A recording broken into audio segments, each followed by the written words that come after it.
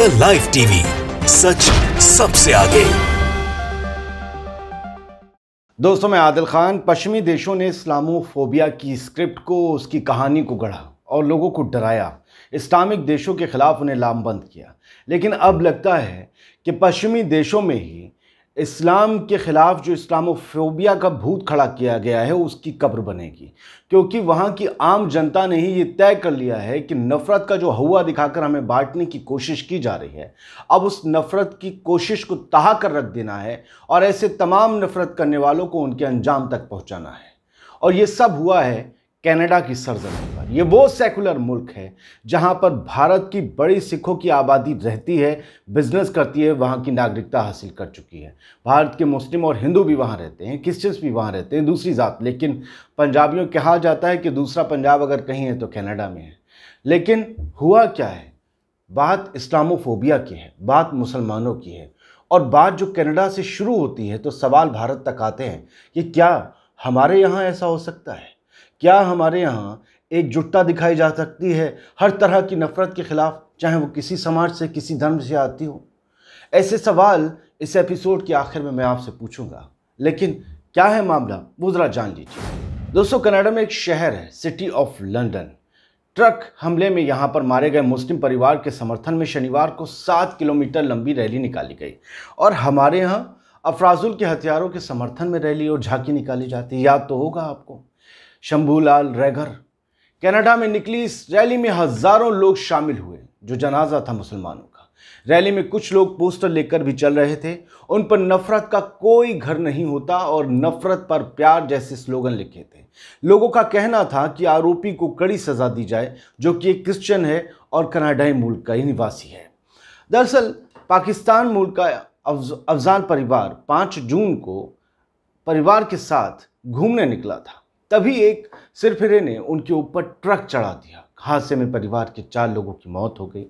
तस्वीर आपके पास दिख ही रही होगी। एक 9 साल का बच्चा इसमें बच गया, फायज़, वो जख्मी है। इस घटना के बाद अस्पताल में भर्ती फायज़ के लिए फंड जुटाया जा रहा है। इसका टारगेट $8.50 लाख यानी कि 6.23 करोड़ रुपए है। शनिवार तक $8.43 लाख जुटाए जा चुके थे। लगभग तकरीबन फंड जो है तकरीबन जुट चुका है। अब इस घटना के बाद कनाडा के प्रधानमंत्री जस्टिन ट्रूडो ने ओंटारियो प्रांत में पाकिस्तानी मूल के परिवार, जो मुस्लिम परिवार है, उसकी हत्या को आतंकवादी हमला करार दिया।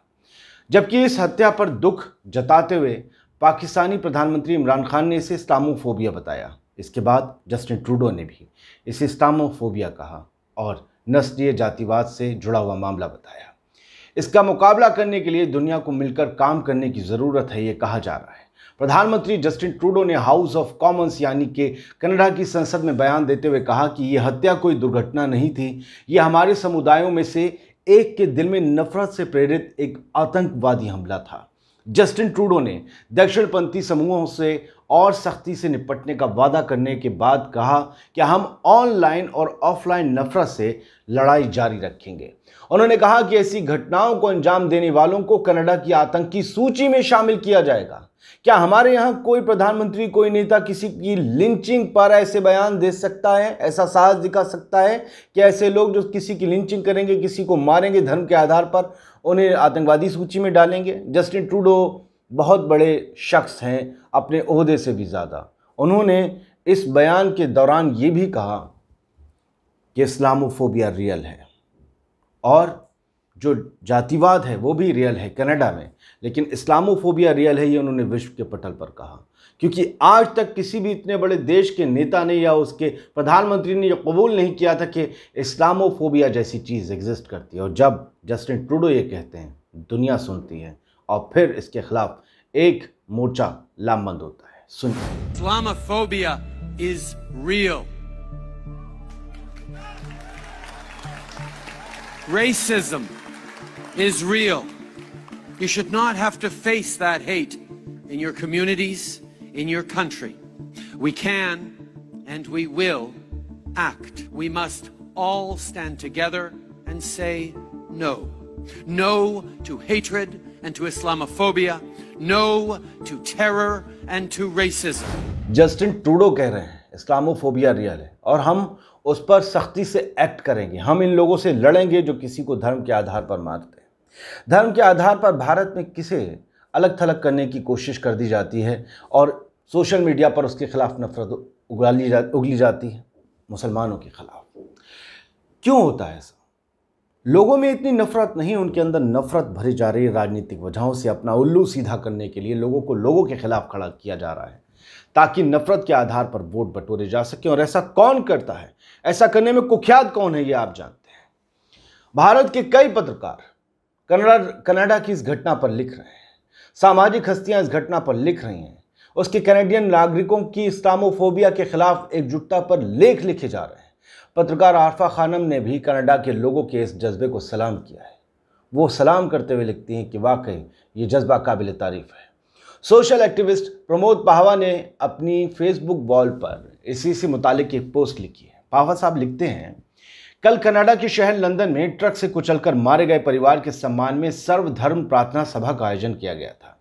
दुर्घटना स्थल से सर्विस यानी कि प्रार्थना स्थल तक के 7 किलोमीटर लंबे रास्ते पर नागरिकों ने शांत जुलूस निकाला, जिसके स्वाभाविक रूप से इस जुलूस में स्वाभाविक रूप से गोरे अधिक थे, यानी कि वहां के मूल निवासी क्रिश्चियंस वो ज्यादा थे।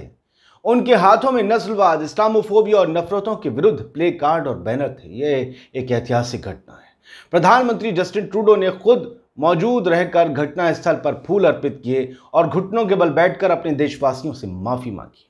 पावा साहब लिखते हैं कि सबसे बड़ी बात यह है कि प्रधानमंत्री ने वही काला सूट पहना हुआ था जिसमें वो अक्सर दिखाई देते हैं और प्रार्थना सभा में पहुंचने पर भी उन्होंने उन्हीं कपड़ों में नजर आए। अब हमारे यहाँ क्या होता है, कपड़े बदल जाते हैं कि मतलब वहां गए, वहां सलामी दी तो दूसरे कपड़े, यहां श्रद्धांजलि दी तो दूसरे कपड़े। भाई इतना तुम्हें वक्त कैसे मिलता है? तुम तो गरीब के बच्चे हो।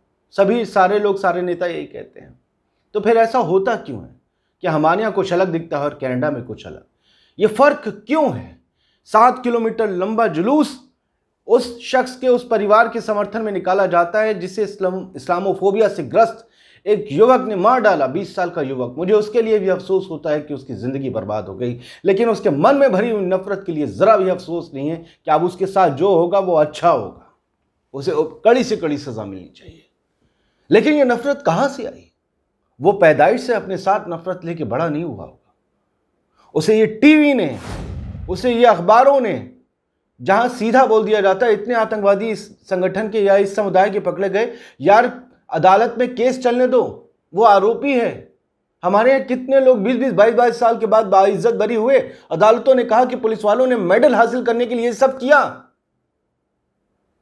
ऐसे आप आतंकवादी बना देते हैं और ऐसे लोगों के खिलाफ दुनिया एक हो रही है। दुनिया एक हो रही है और ये चिंगारी कनाडा से जो है जली है, ये आग फैले। दोस्तों अब कुछ सवाल हैं और सवालों के साथ जवाब भी हैं। आपको ज़्यादा कोशिश नहीं करनी पड़ेगी समझने के लिए। कनाडा के ओंटारियो और भारत के नूह में या गाजियाबाद या मथुरा का ये क्या रिश्ता है? ये रिश्ता हिंसा का है या हिंसा के विरोध का है?